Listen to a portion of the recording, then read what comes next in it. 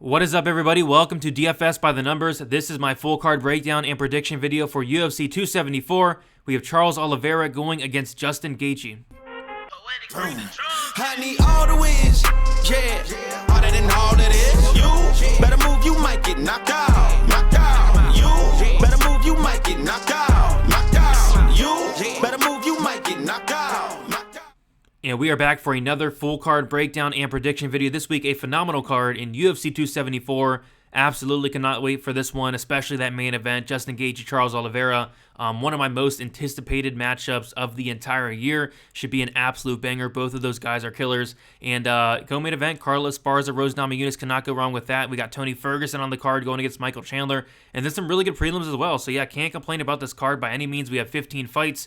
We're supposed to have 14, but they did have a 15th fight on Saturday. So yeah, 15 fights to talk about, a lot to talk about. Cannot wait to break it down for all you guys. Before we get started, as always, if you can leave a like on the video, that does help out a ton. Subscribe to the channel, getting really close to 15k subs. Would love to hit that in the very near future. It is early May. We do have 4 cards in May. Now is a great time to sign up on DFSbythenumbers.com. The most popular option being that $10 a month betting option. With that, you get access to my UFC stats model, first notice on all bets, the betting article, betting breakdown videos, Hail Mary parlay, access to Discord, and then most importantly, full card breakdown and best bet article, which is released typically on a Wednesday. Basically, I break the card down. It's like 12, 13 pages, and then give my prediction, and then also best bet at the very end. So people really seem to like that article, and I really do like doing it, although it is very time consuming, but I wouldn't have it any other way there. So yeah, I say we get into it. This is a pay-per-view, so I'm going to be doing the giveaway, the $25 giveaway, and as always, we're going to do the main event. I want to hear how many significant strikes you think that Charles Oliveira and Justin Gaethje are going to combine for. Comment down. Also, leave a like, subscribe, make sure you subscribed, and then the winner will get $25. If there is a tie, which has happened before, whoever does comment first is going to get that tiebreaker. But yeah, I'm also doing a giveaway on my DraftKings video as well, so go check that out also. And yeah, other than that, check me out Friday, live stream 7 o'clock p.m. Eastern time, and then also for Best Bet, which is going to be Saturday, 1 hour prior to the prelims with me, Narco Cop, Eric Betts Fights, and Uncle Weezy there. So I say we get right into it. Lots to talk about, 15 fights. Let's start with the very first fight of the night. And we have Andre Fialho going against Cameron Van Camp. We have Fialho, who is 28 years old, 6 foot, with a 74-inch reach, 15-4, and 4-1 in his last 5 fights. Cameron Van Camp, he is 29 years old, 6'2", 15-5-1, and 4-1 in his last 5 fights. So yeah, kind of weird matchup. I saw this on Saturday, that this fight was announced, and I was like, this doesn't really make much sense to me for a couple reasons. Andre Fialho just fought a little bit ago, and then on top of that, Van Camp was supposed to fight Nicholas Mota, a few months ago. I'm not sure what happened. I think Van Camp pulled out for some reason, but yeah, this fight's happening, and I think it's a pretty big mismatch, to be honest, and the line most definitely does indicate that. We have Fialho, who is the second biggest favorite on the card. He opened up minus 200, instantly went to minus 324, and I do expect that to continue to get wider and wider as the fight week goes on. Van Camp opened up plus 170. He's currently plus 274. And yeah, I think it's a really bad matchup for Van Camp. So first of all, it's a massive step up in competition for Van Camp, who has not fought the best competition outside the UFC. We have Fialho, who's actually fought, first of all, really good guys in the UFC, Baeza, Michel Pereira, and then also that outside of the UFC, he's fought some really solid competition as well. And just stylistically, like, Van Camp is a guy that's going to want to get it down to the mat, especially in this matchup. He's not going to want to stand and strike with Fialho, but Fialho's very, very physically strong. He has good takedown defense, good pressure, and that power is some of the best power you'll see. Like, this guy hits like an absolute truck, and he showed that off in his last fight against Miguel Baeza when he did knock him out in the first round. But yeah, even outside the UFC, Fialho's going out there, knocking out guys, knocking them out early, and I kind of see how this fight's going to play out. I think Fialho knocks out Van Camp in the very first round.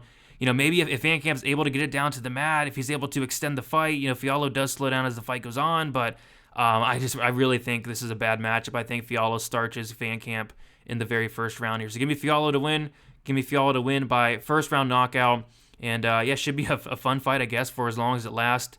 Fight does not make much sense, but hey, it's going to be fun, right?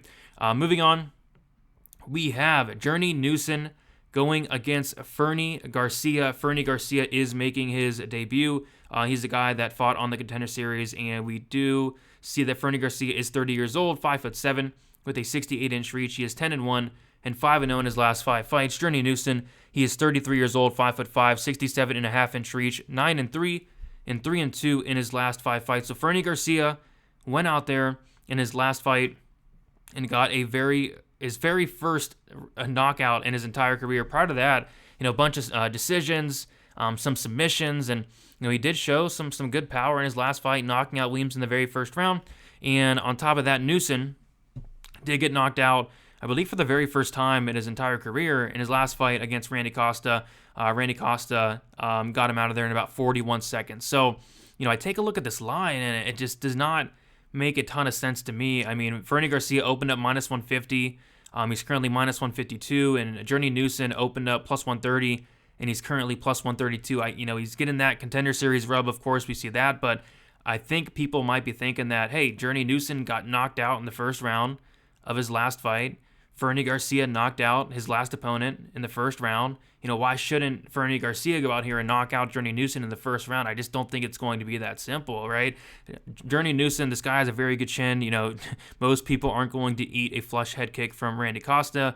On top of that, Newson is a very well-rounded fighter. He made his debut, I believe it was on short notice, against Ricardo Ramos.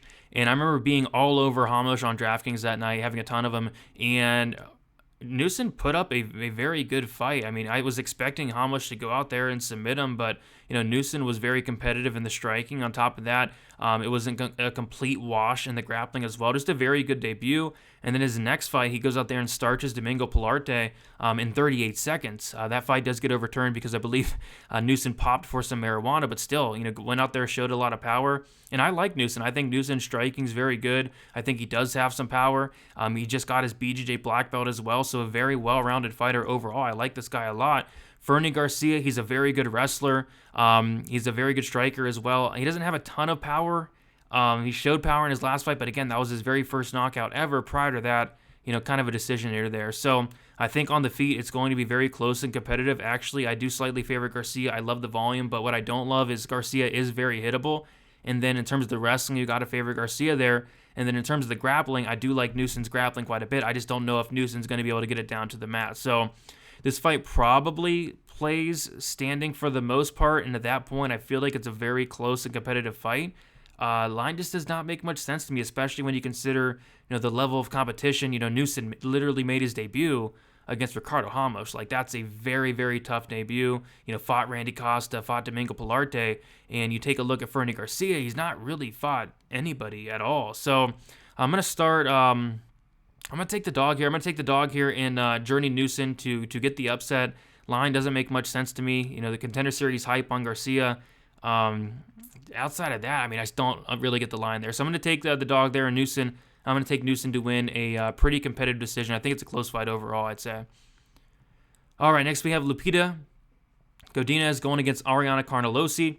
We have Godinez. She is 28 years old, 5'1", with a 61-inch reach, 7-2 and 3-2 in her last 5 fights. Ariana Carnelossi, she is 29 years old, 5'2", with a 61.5-inch reach, 14-2 and 4-1 in her last 5 fights. Let's take a look at these odds. Lupita Godinez opened up minus 150, currently minus 178. Carnelossi opened up plus 130, and she is currently plus 153. More odds that I really honestly don't really agree with. Carnelossi is probably the most jacked strawweight you'll ever see in her life. Like, she has, she is ripped up. I don't know what's going on. She posted on Twitter the other day that she wants people to stop saying she's on steroids because she got tested like a million times and all that. But if you see her, you know why people are making these claims. So, she's going to get tested quite a bit because, my goodness, she is ripped to the max. And Lupi is ripped as well, but my goodness, not like Carnelossi. Their fighting styles are somewhat similar. Carnelossi's kind of, wild on the feet. She's very hittable, but she throws with a lot of power. She's more strength over technique. I don't think she's the best wrestler, but her strength definitely does make up for it. I've seen her pick up fighters and slam them outside of the UFC. She is a BJJ black belt. She's also a BJJ. She's also a black belt in, I want to say, like karate, like a couple different martial arts as well. So she's very well rounded. Lupi, I like Lupita a lot. I think her striking's very solid, but her wrestling's very good as well. She went out there against Luma Lukbumi in her last fight, implemented the game plan you'd like to see. I did have a bet on Lupita in that fight, and she went out there and fought, very smart. She taking down Loma 5 different times, showed off really good wrestling, really good grappling. This is a fight where on the feet, I think it is pretty competitive. I like the striking of Lupita, like I said, but Carnelossi is going to be a little bit higher volume. She's willing to definitely eat some shots there, and Carnelossi is probably going to have the power advantage. And then I'm just wondering, like, who is going to have success in terms of the wrestling? I feel like Carnelossi, I don't know. I feel like Lupi is going to be able to get takedowns here. Carnelossi showed a 25% takedown defense thus far, and most of that was because Liang Na took her down, I think 3 out of 4 times that she attempted takedowns there. It's a close fight. I don't know. Like, I feel like Lupi wins this fight, but I feel like this is a very, very close. I'm kind of tempted on Carnelossi. I think I'm going to go with. I'm going to take Lupi. I'm going to check it out. I'm going to take Lupi to win. I think she can get takedowns. I think she can get top control. Carnelossi's very hittable. I'm going to say Lupi grinds out a very, very close and competitive decision, but this line is kind of whack. But I will take Lupi, kind of flip-flop back and forth in that one. It's a tough fight. It's a tough fight to call. Give me Lupi to win. Give me Lupi to win by decision with little to no confidence, but I'll slightly edge her out. Next, we have Clayton Rodriguez going against CJ Vergara, and this fight should be a very, very fun and exciting fight. I'm looking forward to the debut of Clayton Rodriguez. Clayton Rodriguez, he is 26 years old, 5'6" with a 67-inch reach, 7-1, and 5-0 in his last 5 fights. CJ, he is 30 years old, 5'6" with a 69.5-inch reach, 9-3, and 4-1 in his last 5 fights. So yeah, this Clayton Rodriguez guy completely showed out on his Contender Series fight. Just showed the ability to mix it up very well. He mixes it up to the body, to the head, to the legs especially. This guy throws a ton of kicks, and he's a very, very, very good striker. The takedown defense does look like it needs some work. I've seen him take him down twice on the Contender Series and then a little bit outside the UFC, but his get-up game's phenomenal. You don't got to worry about somebody taking him down and holding him down. I think his grappling is good as well. I've seen him get a submission outside the UFC as well. So, yeah, just a very good fighter. The volume's on point. Landed over 6 significant strikes per minute on his Contender Series fight. Just a very good striker. And you have Vergara, who went out there and smoked Correa on the Contender Series, got that contract, made his debut against Ode Osborne. And yeah, that fight was close. That fight was very, very close. I gave the first round to Ode Osborne. The second round, I thought CJ Vergara was winning it up until Vergara, I think, a head kick was blocked. Like maybe partially landed, he kind of slipped, and Osborne was able to take his back, and I think that's what kind of won the round for Osborne, but very close and competitive second round. And then the third round, it was Vergara all day. He took over, he got the fight down to the mat. Didn't nearly finish Osborne, but he had a lot of success late in that third round. So yeah, I thought he made a good account for himself in his debut, but this is a much different monster. I mean, it's going to be much tougher on the feet against Clayton Rodriguez than it was against Ode Osborne. I like Clayton Rodriguez here quite a bit. You take a look at the odds, and he is one of the biggest favorites on the card. Opened up minus 220. He's currently minus 280. Vergara opened up plus 185, and he's currently plus 240. Like, I don't know about like being that much big of a favorite, but how does Vergara win this fight? Vergara is going to come forward. He's going to be trying to land hard shots, but it's going to be Clayton Rodriguez who's kicking his legs, kicking his body, kicking his head, potentially knocking him out. I just think Clayton Rodriguez has much more tools on the feet, and for that reason, I do like him here. But yeah, minus 280 is definitely a little bit steep. I like Rodriguez though, and I do like him to win. I'll say he wins by decision. Vergara is very, very tough. I like Rodriguez here, and I like him quite a bit, and I'm excited to see him make his debut. I think this guy has some serious upside, and he's only 26 years old, and you got to like that quite a bit. So give me Rodriguez to win. Give me Rodriguez to win by a decision. Next, we have Tracy Cortez going against Melissa Gatto. Yeah, I'm actually looking forward to this fight quite a bit. We have Tracy Cortez, 28 years old, 5'5", with a 67-inch reach, 9-1, and 5-0 in her last 5 fights. Melissa Gatto, she's 25 years old, 5'5", with a 69-inch reach, 8-0-2. And 4-0-1 in her last 5 fights. Let's take a look at these odds, and we see Tracy Cortez opened up minus 225. She's currently minus 271. Melissa Gatto opened up plus 190. She is currently plus 1 46. So, yeah, Melissa Gatto, like, this is a fighter who is kind of weird. So first of all, she's very young. She's currently 25 years old. So she made her debut against Leonardo back in 2021 of August, right? And you go and watch tape of her prior to that, and there's like a 3-year gap. Like, the last time she fought before Leonardo was like 2018. I believe it was against Carol Hosa. So you're able to watch that fight, the Hosa fight, and then the fight where she had a draw. And then there was, I think, one other fight. So there's only 3 fights you're able to watch of Gatto prior to that Leonardo fight. And in those 3 fights, you saw her land like no punches whatsoever. Like, there was no striking whatsoever in any of those fights. Carol Hosa was able to take her down, and then Gatto got a submission off her back. And then the other fight was that draw where she literally lost that fight. I mean, go watch that City Rocha fight. Rocha takes her down in every single round. She had to have controlled her for like 13, 14 minutes of that fight, and somehow it's a draw. I mean, Gatto was throwing up submissions here and there, but it was mostly, her getting laid on for 15 minutes. So that was kind of weird. Not sure why that was a draw. I thought she clearly lost, but that's kind of besides the point. So she had that draw. She had that win over Carol Hosa. That was 3 years and 6 months ago. There's like a long layoff of her pulling out, multiple fights. I'm not sure what happened. If there was like a suspension, I'm not 100% sure, but regardless, I did not know much about her against Victoria Leonardo.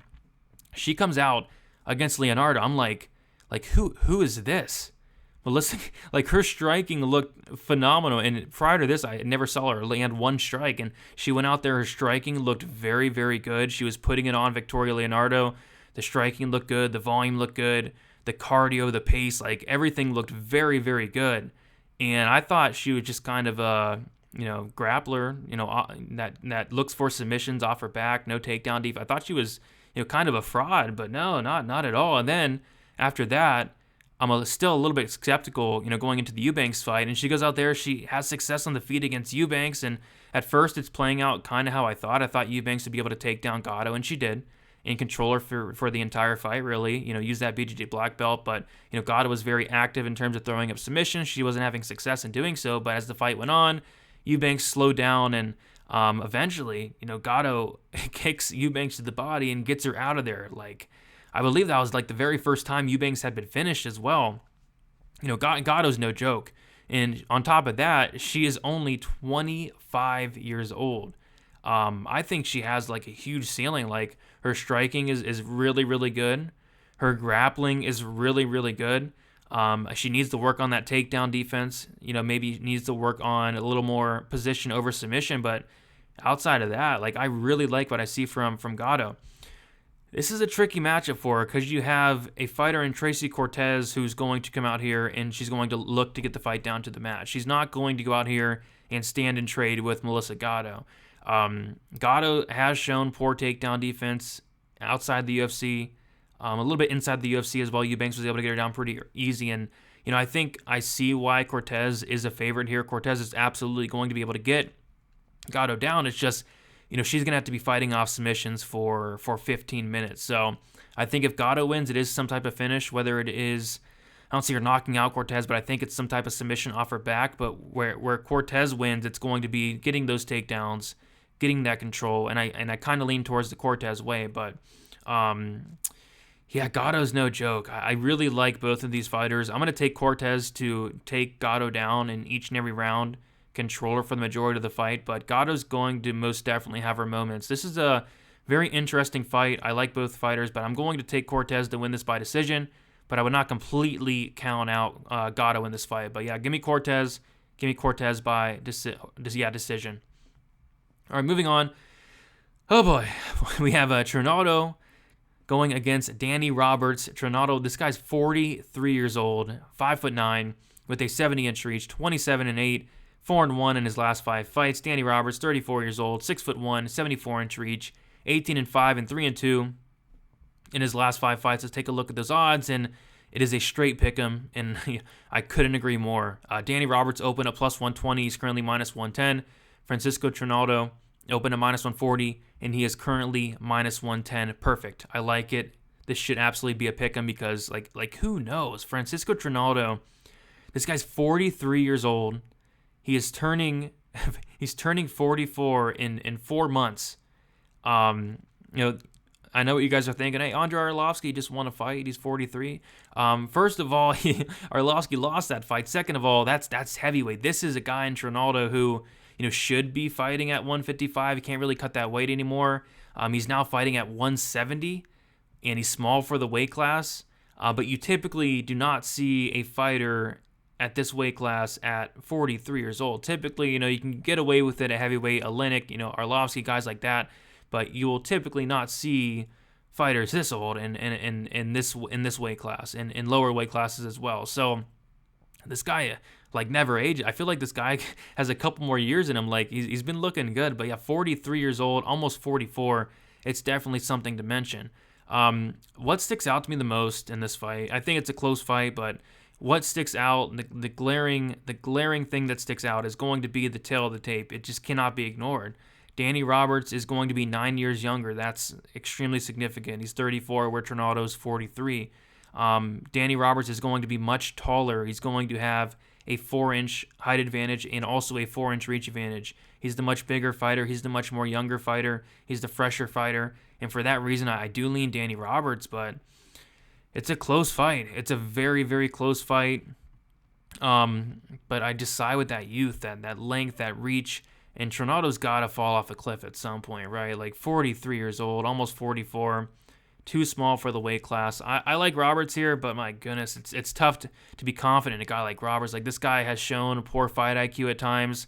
This guy's getting finished in all his losses. I question the durability. I question a lot of things, but hey, he's younger, he's bigger, and he looked good in his last fight. He actually did impress me as a big dog in his last fight against Ramazan Ameev, in a fight that Ameev was minus 250, minus 300, something crazy like that. And Roberts went out there. He's able to stuff his takedowns for the most part. Was able to keep it on the feet, and he looked good. So give me Roberts to win. This is going to be close. This is going to be probably greasy. It's probably going to go to decision, but I'm going to slightly edge Danny Roberts to get it done. I'm going to say Danny Roberts by decision. You can't be confident in a fight like this. You really can't. So give me Danny Roberts to win. I'll take it to win by decision there. All right. Yeah, this fight should be very, very interesting. So we have Blagoy Ivanov going against Marcos Rogerio de Lima. We have Ivanov, who is 35 years old, 5'11", with a 73-inch reach, 18-4, and 2-3 in his last 5 fights. Marcos Rogerio de Lima, he is 36 years old, 6'1", with a 75-inch reach, 19-7-1, and 3-2 in his last 5 fights. We'll take a look at the odds. And Ivanov is minus 151, open at minus 170. Marcos Rogerio de Lima plus 145, and he's currently plus 131. So we have not seen Ivanov in a very long time. It's been a year and 11 months. So it's been a while since we have seen Ivanov. I'm not sure what's going on there with that. I think he did pull out of a fight potentially. Forget what the fight was, but we've not seen him in a while. Where De Lima his last fought 5 months ago with, and he got that knockout against Ben Rothwell. So the reason why this is such an interesting fight, because we have Marcos Rogerio de Lima. This is a guy that is very, very dangerous. He has a ton of power, phenomenal leg kicks, and when he's typically winning outside of the Maurice Green fight, and there's another fight where went out there and took his opponent down and controlled him for the entire time. But when he's typically winning, it's by first round knockout. And this is interesting because Blagoy Ivanov is probably one of the most durable, if not the most durable heavyweight fighter you will ever see. This guy's head is the definition of a brick. This guy's a brick head.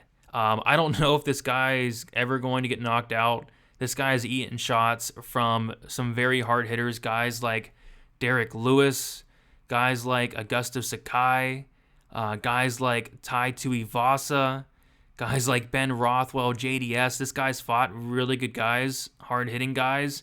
He's eaten a ton of shots, and he does not get hurt. This guy is somewhat invincible. I don't know if you guys heard the story about him getting stabbed multiple times in the heart and coming back. I mean, that just shows you the toughness of this guy. So we have a guy in De Lima who, in most of his fights, is round 1 or bust. And we have a guy in Ivanov who got stabbed in the heart multiple times and has a brick for a head and is probably never going to get knocked out. I kind of lean with Ivanov here for the reason I think this does get extended. And once this does get extended, again, we've seen De Lima fall off a cliff more often than not. A couple fights that come to mind going to be that Stefan Struve fight where Marcos Rogerio De Lima 10-8s him, almost gets him out of there. Struve comes in the next round and submits him. Struve actually landed 0 strikes in that fight. And that fight went like 7 minutes long.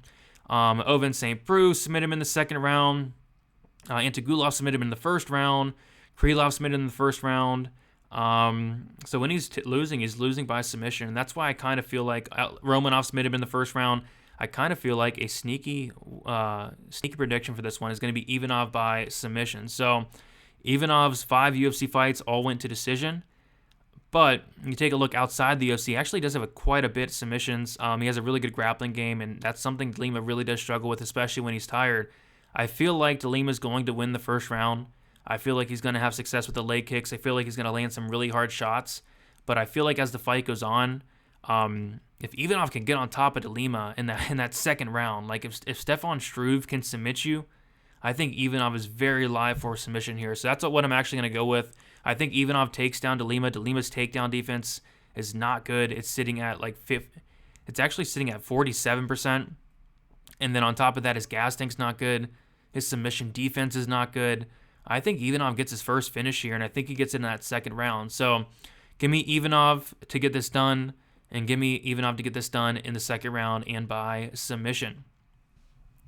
All right, next we have, this is probably my favorite fight on the prelims. We have Brandon Royval going against Matt Schnell. This should be an absolute banger. We have Royval, who's 29 years old, 5'9", with a 70.5-inch reach, 13-6 and 3-2 in his last 5 fights. Matt Schnell, 32 years old, 5'8", with a 70-inch reach, 15-6 and 3-2 in his last 5 fights. We'll take a look at the odds, and Royval is one of the bigger favorites in the card.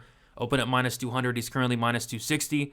Matt Schnell opened at +120 or +170. My bad. He's currently +220. All right, so I think this is a really bad matchup for Matt Schnell. I really do. I think this is a nightmare matchup for him. And the reason being is Matt Schnell, you take a look at Matt Schnell and go watch a Matt Schnell fight from a couple years ago, and then go watch a Matt Schnell fight as of recent. Go watch,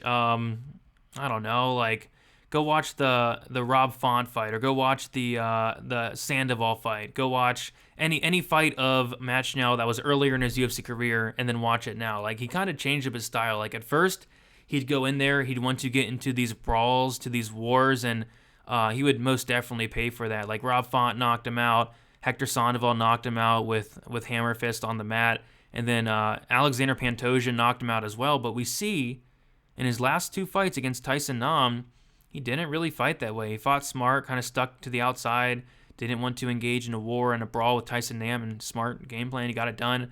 Against Rogerio Bontorin, same thing. Kind of fought smart, low volume, didn't want to engage in a war. Looked good in that fight as well. Schnell seems to have changed up his style a little bit. But now he's going to be fighting Brandon Royval, and I can almost assure you that Brandon Royval is going to force Matt Schnell to get into a war, to get into a brawl, and I think that most definitely does favor a guy like Royval. When we're talking durability here, it's Royval all day. Schnell has changed up his style. You got to believe it's because this guy cannot really take a punch well. Pantoja knocked him out, Font knocked him out, Sandoval knocked him out. I think he got knocked out outside the UFC as well. This guy's been knocked out a lot. Royval is going to have the striking advantage. Royval's striking is phenomenal. Not only is he a black belt in BJJ, but the striking's just on point. This guy's a wild man on the feet. He will eat one to give one for sure. Great knees, great elbows, just so dangerous on the mat. In the fight against Kai Kara-France, and by the way, that couple of his wins are aging really well. Win against Kai Kara-France, that is aging phenomenally. Win against Tim Elliott's aging very well. But in that fight against Kai Kara-France, he actually hurts Kai Kara-France a couple times in that first round.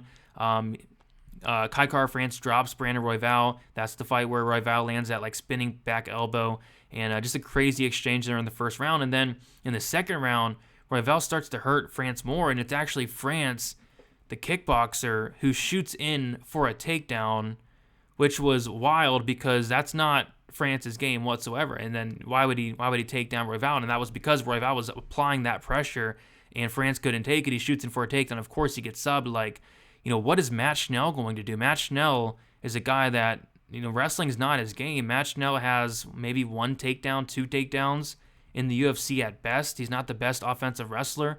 He's great on the mat. He's great off his back, but Brandon Royval is more than likely not going to go for takedowns. He's going to come out here and try to knock out Matt Schnell, and you got to imagine, like, where does Brandon Royval struggle the most? His takedown defense, right?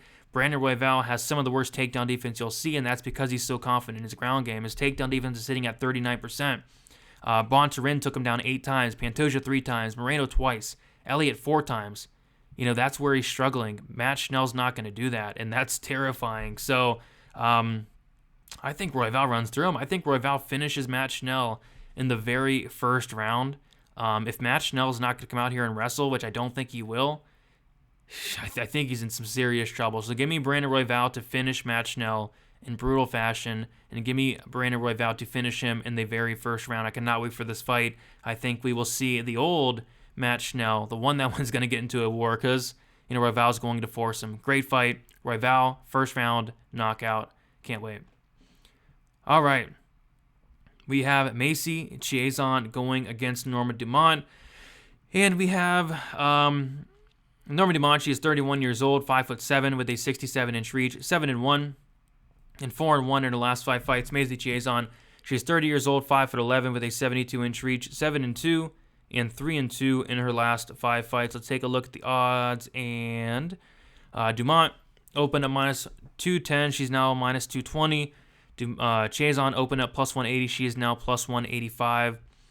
And Dumont, kind of like Gatto, there wasn't a lot of footage available on her. Like, there was a ton of question marks about Dumont prior to coming into the UFC, and then she gets knocked out in the very first round against Megan Anderson, answering 0 questions. We still do not know anything about Norma Dumont, and she's actually like a slight dog against Ashley Evans-Smith.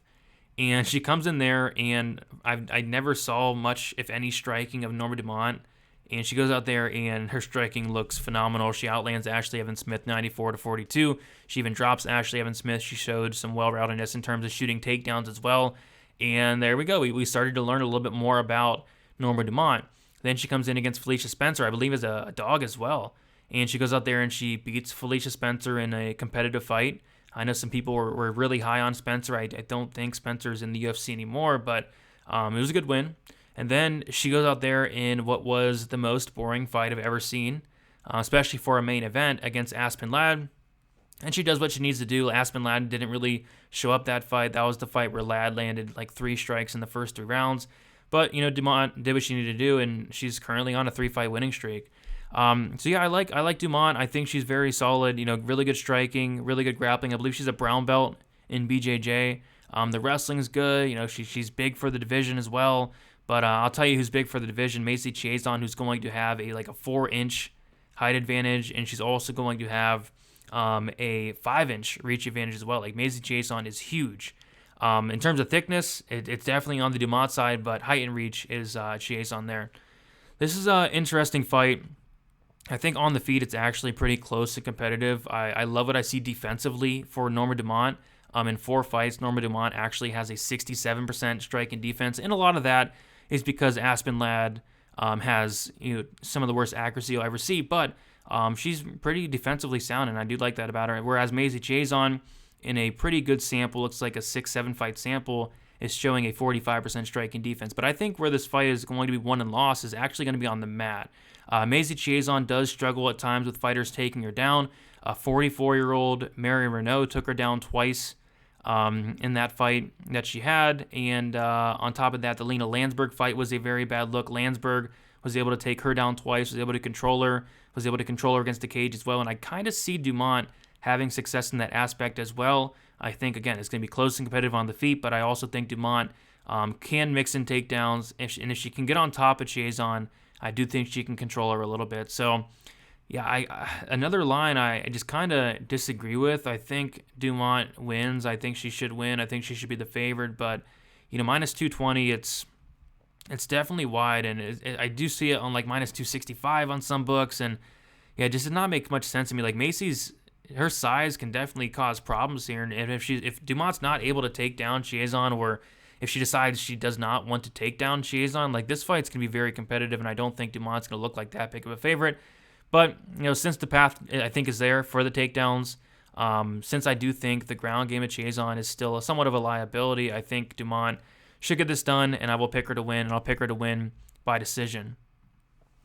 All right, next we have the featured prelim, and yeah, you can definitely see why this is the featured prelim. Such a good fight, probably one of the better fights on the entire card. We have Randy Brown going against Khaos Williams.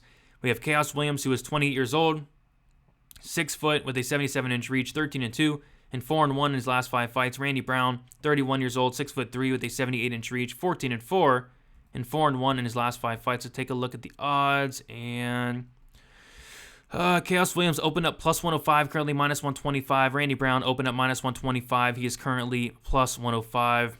So yeah, such a good fight here. Khaos Williams made his debut. It was on short, I want to say it was like 2 or 3 days. Like, it was very short notice against Alex Morono, and I want to say Morono was like minus 300 or minus like 4, something crazy on that fight. And then Khaos Williams comes in there and starches the dude in 27 seconds, which was weird because prior to that, Morono was typically known as a very durable fighter. I think prior to that, Morono had only been knocked out maybe once. So that was really weird to me. And then I thought, maybe it was just a one-off. I'm still not completely sold on Khaos Williams, and I had a bet on Abdulrazak Al-Hassan to win inside the distance against Khaos Williams. And it was actually Khaos Williams who went out there and knocked out Abdulrazak Al-Hassan in 30 seconds, giving Abdulrazak Al-Hassan his very first knockout loss. So that happened. And then he goes in there and fights Michel Pereira in a fight that it was close. Like, you could honestly give that fight to Khaos Williams. Khaos Williams outlands Pereira in every single round, but Pereira does, I believe, steal some of the rounds with those takedowns, taking down Williams a couple times, not really controlling him a lot, but just enough, like in a close round, mixing the takedowns. I think that's kind of what gave Pereira those rounds, but yeah, it was a close fight, and I actually think Williams' stock went up in that fight, going 3 rounds with Michel Pereira, showing some really good things. I thought his stock went up, and then he went out there against Matt Semmelsberger, who Matt Semmelsberger is a very good fighter. Matt Semmelsberger's, just beat AJ Fletcher. He beat Martin Sano. He went out there and, made it look pretty easy against Matt Semmelsberger. Semmelsberger didn't have any success in that fight. Khaos Williams was able to outland him in every round. And then he goes out there and knocks out Miguel Baez in the 3rd round. So there's a lot of things I like for Khaos Williams. We've learned a lot about him. So this guy is a guy that has a ton of power, a ton of volume. Typically, when you see guys with this kind of power, you don't see this much volume out of this guy. This guy is landing over 5 significant strikes per minute. On top of that, his power carries into the later rounds. Like, typically, when you have guys with a lot of power, like Abdulrazak Al-Hassan, guys like that, a lot of times you don't see their power translating throughout the entire fight. But this is a guy that his power most definitely does translate throughout the entire fight. So he has power, he has volume, he has cardio, he has durability, and I think durability is going to be key in this fight. Randy Brown is a very good fighter, and I feel like Brown's going to be one of the more popular, if not the dog of the week this week, and that's because I think Brown is the more skilled fighter. I truly do believe that. I think he's the better striker. I think he's more well-rounded. I think he's the much better grappler. He's fought, some very, very good guys. But Khaos Williams is going to be the guy that's going to be hitting harder. I think Brown's going to get hit a lot, and get hit very hard. And we have seen Brown get finished quite a few times, actually. Brown's been finished in 3 of his 4 losses. 2 coming by knockout. Vicente Luque knocked him out. Nico Price knocked him out, and then Michael Graves submitted him back in 2016. So, yeah, I like Williams here. I feel like Brown can most definitely be the minute winner here. I feel like Brown, again, is the better striker, but I just feel like Williams knocks this guy out. I know Brown's going to be the bigger fighter. He's going to have a height and reach advantage, but I do like Williams. I think he's going to have 15 minutes to find the chin of Brown. I think he does. I think this is going to be a fun fight. I think it's going to be a war, and in a war, give me the guy that's never been finished in Williams. Give me the guy that hits like an absolute truck. And I think he has a good chance to knock out Randy Brown here. So give me Williams to win. I like Williams to win this fight by knockout. I will say 2nd round knockout for Khaos Williams. All right. Main card time. Cannot wait for this main card. It is stacked. And I know a lot of people are going to crap on these first two matchups, but, I'm actually really looking forward to this fight, to this main card opener. Donald Cerrone, Joe Lauzon. Like, this fight's going to be so much fun. Cerrone is 39 years old, 6'1", with a 73-inch reach, 36-16, and he's 0-5 in his last 5 fights. Joe Lauzon, 37 years old, 5'10", with a 71-inch reach, 28-15, and 2-3 in his last 5 fights. We'll take a look at the odds. I feel like nobody should be favored in this fight, but the favorite is Donald Cerrone, and he opened up, believe it or not, minus 300, and he's currently minus 164. Joe Lauzon opened up plus 250, and he's currently plus 144. So this fight is a complete mess, but I am 100% here for it. Donald Cerrone has not won a fight in a very, very, very, very, very long time. The last time Donald Cerrone actually won a fight was back in May 4th of 2019. It's been a long time. Since then, lost to Ferguson, lost to Gaethje, lost to McGregor, lost to Pettis. Nico Price draw was overturned because Nico Price was on that marijuana. And then a knockout loss to Alex Morono in the first round. So Cowboys look like crap, right? But you have Lauzon on the other side, who Lauzon has not fought in 2 years and 6 months, which is more than concerning. That is more than concerning. This is a guy that everybody, including me, was like, this guy's done. This guy's washed. This guy needs to hang him up. And we were saying that after that Grutzmacher fight, right, where Grutzmacher put it on him in the first and second round especially, and then it was the corner stoppage. He couldn't continue, and if he did, he was going to get knocked down that third round. We thought Lauzon was done. Then he comes back as a big dog, huge dog, against Jonathan Pierce, and he's able to take down Jonathan Pierce. That's the fight where Jonathan Pierce's arm was kind of trapped, and punches away and gets that first round knockout. And since then, I've not seen the guy in 2 years and 6 months. This is a guy that owns a gym. What's he doing? Has he been training much? Like, I don't know. Like, there's so many question marks and red flags on this fight that it's crazy. But, I feel like Lauzon's going to be a very popular dog this week, because what we remember last of Lauzon was he looked good. He looked really good in the Pierce fight.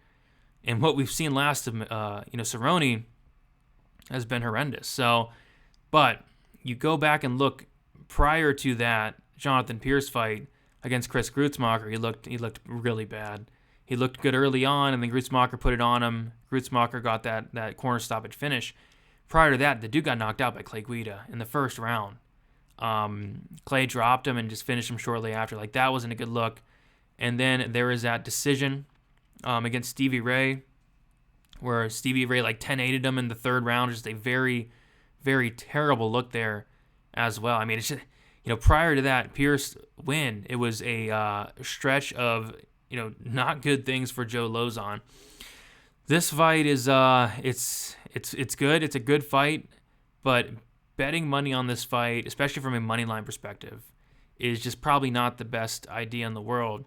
But this is how I see it playing out. So first of all, I think on paper, this is a phenomenal matchup for Donald Cerrone. This is a phenomenal matchup.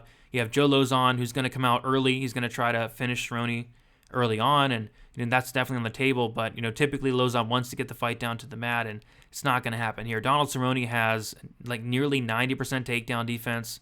Donald Cerrone has extremely underrated grappling, phenomenal grappling. We just do not see a ton of it, but the defensive grappling's there, offensive grappling's there. He just does not use it, and then the takedown defense is there. Joe Lauzon's going to be forced to stand with Donald Cerrone. And, I do think Lauzon's very live to come out here and finish Donald Cerrone in the first 2 minutes and 30 seconds. It's just after that I really worry about Joe Lauzon. Joe Lauzon is a very fast starter, and Cerrone's a very slow starter. So, if you think Lauzon wins, I mean, it's probably in the first round. Donald Cerrone's been finished in the first round quite a few times. Morono finished him in the first round. Justin Gaethje finished him in the first round. McGregor finished him in the first round. Other than that, Darren Till finished him in the first round. RDA finished him in the first round. When he's getting finished, Pettis finished him in the first round back in 2013. Benson Henderson finished him back in 2010 in the first round. And, so, he gets finished in the first round quite a bit. So, I give Lauzon about 2 minutes and 30 seconds to go in there, potentially finish Cowboy Cerrone. If he does, he does. If he doesn't, Cerrone's going to piece this dude up. I mean, getting outlanded and dominated by Chris Gruetzemacher on the strike and getting knocked out by Clay Guida, just not the best look. Cerrone's the much better striker, but the slow starting of Cerrone would have me extremely concerned if I was to have any money on Cerrone at this point. So both of these guys well past their prime, all that. Probably, I'd be shocked if it wasn't Lauzon's retirement fight here, and if Cowboy loses, it's his last fight for sure. If he wins, probably still should be his last fight, but we'll see. But what a mess! What a fun mess this is. But I'm gonna go Cerrone to win. If you like Lauzon first round, you gotta believe. But I think Cerrone does weather that early storm, and I think he puts it on Lauzon. I think Lauzon slows down. I think he gets Lauzon out of there late first, early second. But yeah, interesting fight. Give me Cerrone. I'll say late first round knockout. But this fight should be complete chaos for as long as it lasts, and I'm here for it. All right. Next we have Ovince St. Preux going against Shogun Rua. My goodness. Like kind of like the last fight, right? Like we have two guys who are well past their prime. Yeah, this should be interesting as well. We have St. Preux, who's 39 years old, 6'3", 80-inch reach, 25-16, and 2-3 in his last 5 fights. Shogun, he is 40 years old, 6'1", 76-inch reach, 27, 12-1, and 2-2-1 in his last 5 fights. So, I'm gonna keep this one a little bit shorter. I really feel like Ovince St. Preux just finishes him in the first round. St. Preux is a big favorite, open at -160, currently -235. Shogun open at +140. He's currently +200. Like, Ovince St. Preux is probably the less washed fighter at this point, and no disrespect to Shogun. The dude's an absolute legend of the sport, but my goodness, as of late, it has not been good. Getting knocked out by Paul Craig, tapping the strikes against Paul Craig, and had a draw with Paul Craig a couple fights ago, getting 10-8'd by Paul Craig. Craig was close to knocking him out in the first round as well. Split decision against a 44, 45-year-old Lil Nog.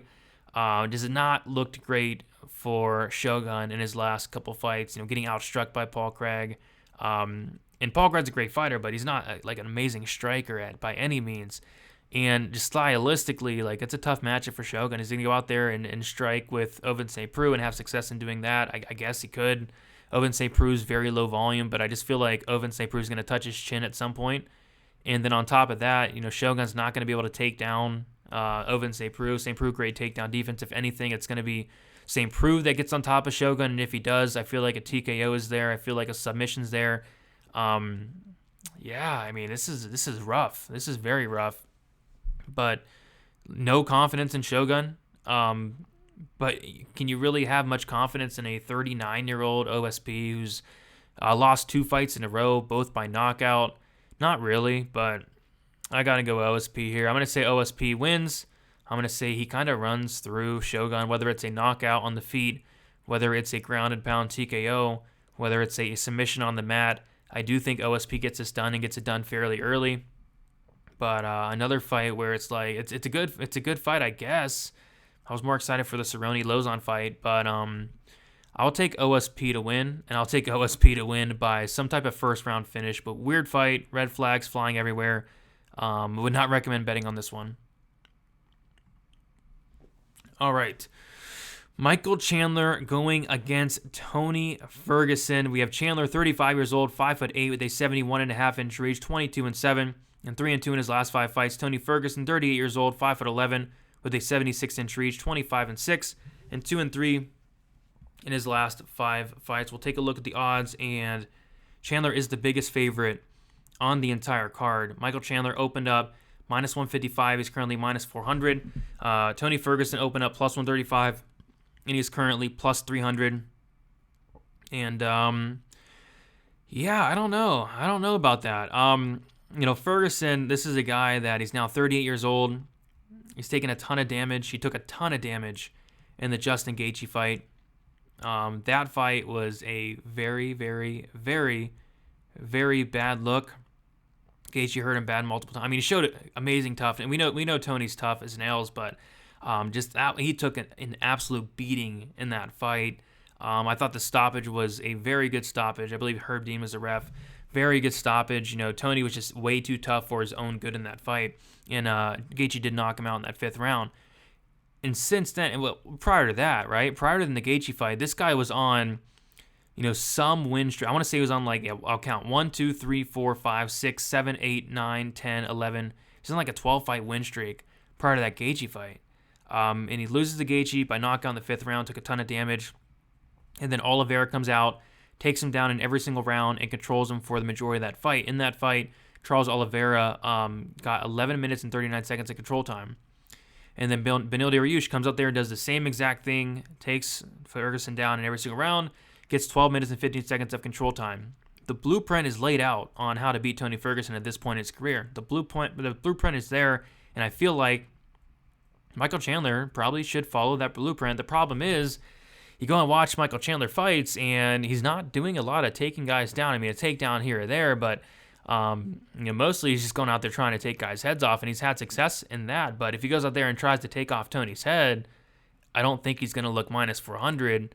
But I do think he'd look minus 400 if he will, strike with Tony a little bit, but mix in the takedowns. But I don't know if he's going to do that. So, minus 400 is kind of crazy. Like, on the feet, Ferguson's still very dangerous. Ferguson still has a ton of volume. He still has a ton of toughness. The dude has a chin, obviously. Chandler, has a ton of power, but is he going to knock out Ferguson early? I'm not so sure. Cardio favors Tony Ferguson as well. Ferguson dangerous anywhere the fight goes. I feel like, if this fight does play out on the feet, and if Chandler wants to stand and bang with Ferguson like it did with a Gaethje, it could be competitive. It could be competitive. It really could be. So you got to go Chandler here. He's more towards his prime. I don't want to say he's in his prime at this moment, but he's more towards his prime. Whereas Ferguson, he looks bad. He looks really bad as of late. But again, he's fighting really good guys. Ferguson's fighting Beneil Dariush, Oliveira, Justin Gaethje. So I don't know, but yeah, I got to go Chandler here. I think the blueprint's there for Chandler. Whether he takes it, I'm not sure. I'm not going to be laying minus 400 on Chandler, but I'll take Chandler to strike with Ferguson, mix in the takedowns, and if he does mix in those takedowns, I think he will be winning minutes on the mat, on top, staying safe. Chandler is a black belt in BJJ. You gotta like that, and I think he does cruise out to a decision. Ferguson's very tough, only been knocked out once by Gaethje, and even that stoppage was, I don't know, he could have kept going, but stoppage was good. I like Chandler here, Chandler by decision, but again, the price tag is definitely a lot, but yeah, but with the way Ferguson has been looking, I can kind of see why, but yeah, I mean, I feel like it could play out closer, but we'll see. Give me Chandler to win. Give me Chandler to win by decision. Should be a very, very fun fight, you got to imagine. Co-main event, we have Rose Namajunas going against Carla Esparza.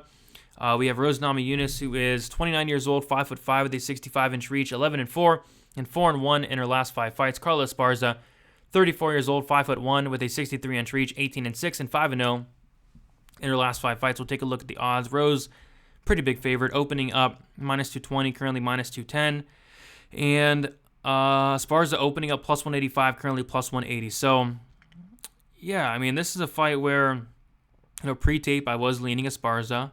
After tape, I'm, more so on the Namajunas side here. And the reason being is, well, this is a rematch. You can go back and look at their first fight. You can't really take a ton out of it. It was so long ago. I want to say it was back in 2014. And, in that fight, it was, Rose was winning on the feet. Esparza was taking down Rose really at will, and then eventually Rose did slow down, and Esparza did get her out of there in that 3rd round.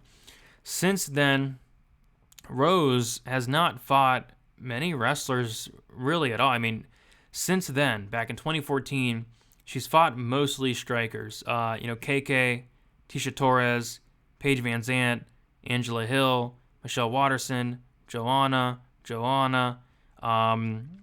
Jessica Andrade took her down twice, and then Zhang Wei Li turned into a wrestler in her last fight, right? So she's not really fighting, fighters that are going to want to take her down. I thought that was very interesting. Zhang Wei Li was able to take her down 5 times, and I think that's important to note. But Rose Namajunas, her takedown defense is not great. It's sitting at 51%.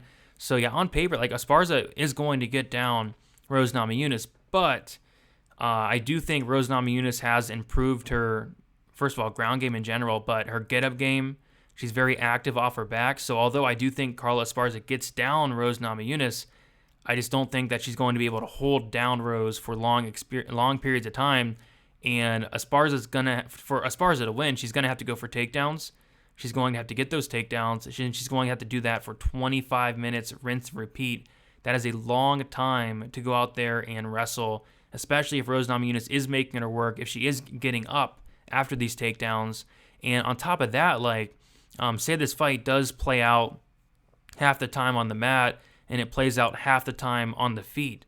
What are the judges going to favor more? Are they going to favor the lay and pray style of Esparza, or are they going to favor the striking, the damage of Rose Namajunas? And you got to believe it's going to be Rose. And even off Rose's back, she's going to be throwing up submissions. She's going to be active. She's going to be working her way back up.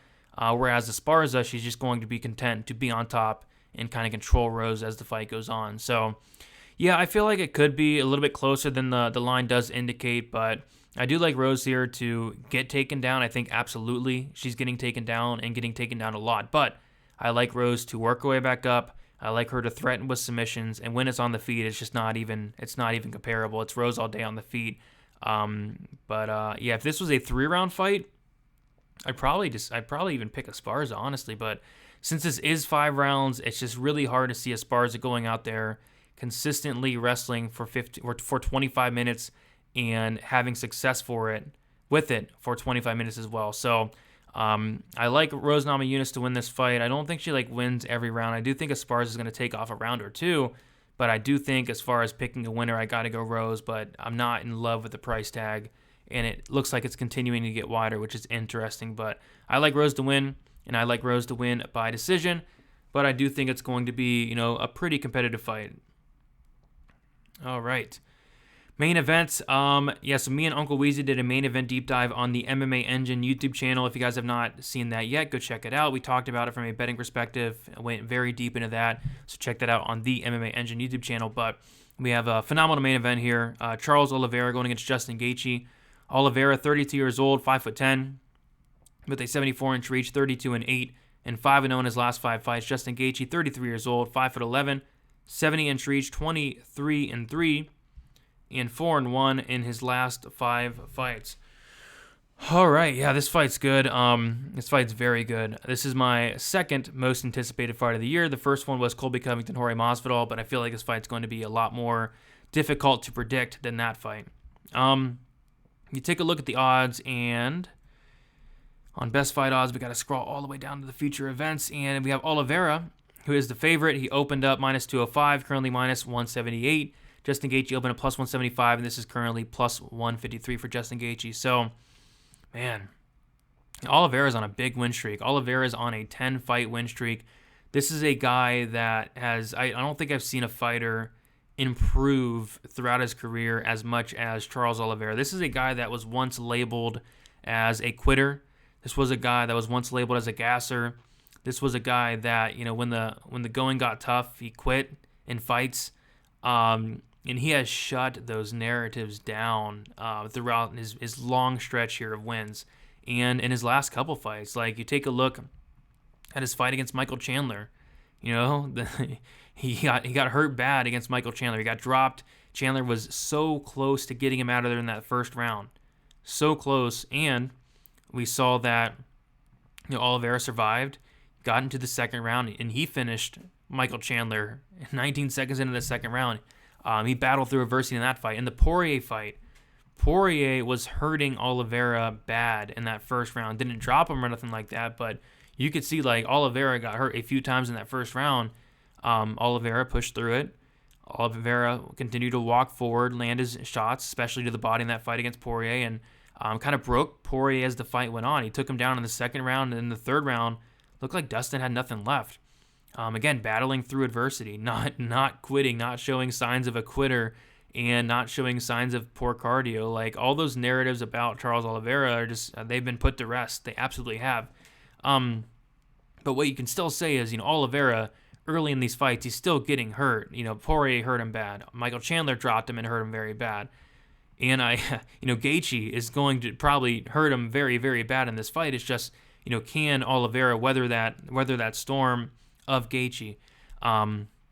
This is such a good fight. Like, I feel like whoever is pressuring in this fight is going to have success. If it's Gaethje pressuring, backing up Oliveira, I think Gaethje probably knocks him out. But if it's Oliveira who's going to pressure, which I feel like it's going to be Oliveira pressuring, backing up Gaethje against the cage, mixing it up to the body, like it did against Poirier, just attack that body. That does pay dividends as the fight goes on. We saw it against Poirier, Poirier has no problem going 25 minutes. The dude was done after a round, it looked like. So I think Oliveira is going to pressure here. I think he's going to push Gaethje against the cage. And if this fight hits the mat at any point of time, for any period of time, like, this fight's going to be over. Like, Oliveira on the mat is phenomenal. He's submitted black belts. I mean, Poirier's a black belt. And Gaethje just against Khabib, like, we haven't seen him much on the mat, but against Khabib just made it look easy. I know it's Nurmagomedov and all that, but Nurmagomedov was able to get into mount like that.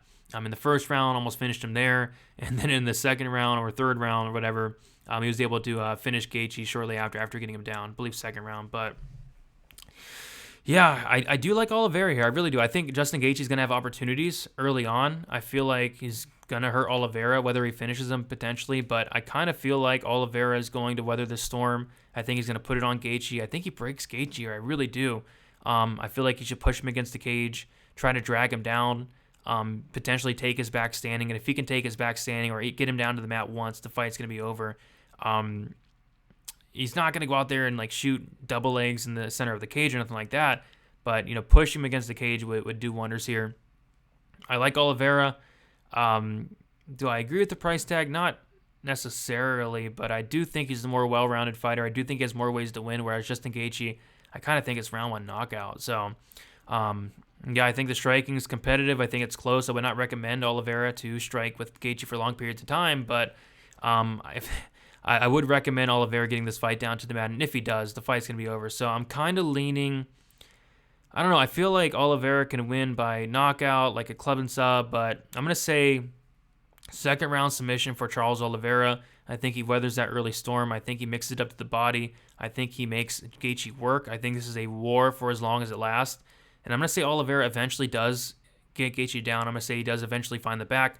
And I'm going to say he does eventually submit Justin Gaethje in that very second round. So, Oliveira, second round submission. Phenomenal main event. Phenomenal card. Talked about it for over an hour now. 15 fights, had a lot to cover. But yeah, we did it, guys. Before we get out of here, if you guys can please leave a like, subscribe to the channel. Also, comment down how many significant strikes you think that Oliveira and Gaethje are going to combine for. Kind of a tough one this week, but I'm going to be doing a giveaway for that. Giveaway on my other DraftKings video as well.